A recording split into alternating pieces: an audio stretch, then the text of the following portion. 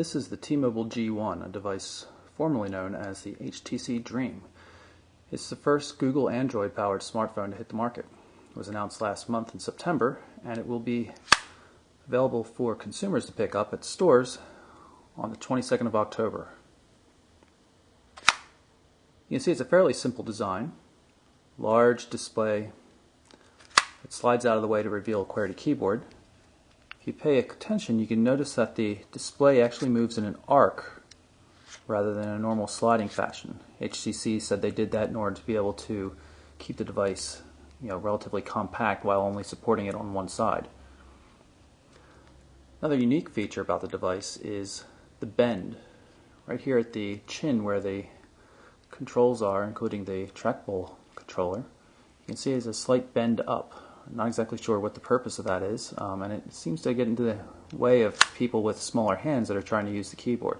It's not an issue for me, but women and other people with small hands seem to complain that it sometimes gets in their way, whereas a Sidekick doesn't seem to have that same problem. Got the 3-megapixel camera on the back. This little piece of glass that protects it, though, is flush mounted almost with the rest of the back of the phone, and it gets really smudged up, and it has a major impact on the quality of the photos that the camera takes. So you see the Google logo, speaker port. On the side here we have the volume control. The bottom is a nicely protected mini USB port. You can see that the mini USB port has a 90-degree bend in it, so it hangs out of the way. People should have been doing that a long time ago.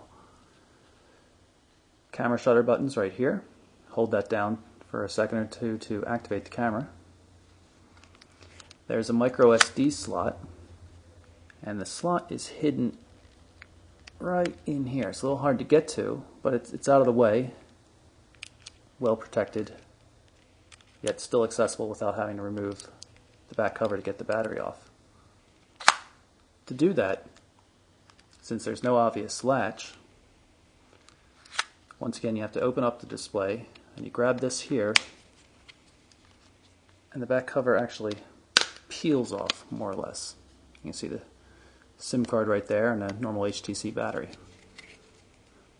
Just reverse the process to get it back on.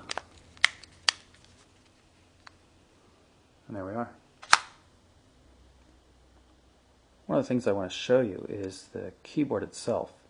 The keys are very shallow. I mean, they're domed, but they're not domed as much as you would see on, say, a Trio or Centro or something like that. So they're easy enough to feel, but they don't have a lot of travel in them. So there's reasonable tactile feedback, but somehow it just feels a bit flat. T-Mobile and HTC have both had far better keyboards in the past, so it's usable, it's just not good. The trackball controller, on the other hand, is really good. It's great for moving around the display, and you can actually get away with not using the touchscreen display at all just by using the trackball. It's not always as convenient, but it's always possible.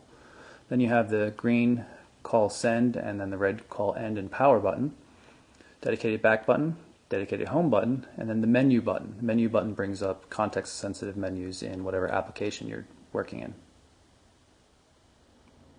Let's power the G1 on so you can see the startup sequence. It takes about 45 seconds to complete. Vibrates when it first powers up to let you know what's going on.